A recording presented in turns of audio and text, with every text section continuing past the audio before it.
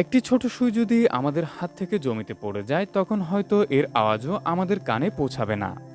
তবে এই সুইটি যদি আরও একটু উপর থেকে ফেলে দেই তাহলে হয়তো এবার আমাদের কানে এর শব্দ আসলেও আসতে পারে। এবার যদি এই একই সুই স্পিড অফ লাইটের গতিতে আমাদের পৃথিবীতে এসে ধাক্কা দেয় তাহলে কি হবে? শুধু 2 ইঞ্চি লম্বা আর 1 মিলিমিটার থেকেও বেশি পাতলা সুই যদি আলোর গতিতে ছুটে আসে তাহলে সেটিতে কাইনেটিক শক্তির সৃষ্টি হবে।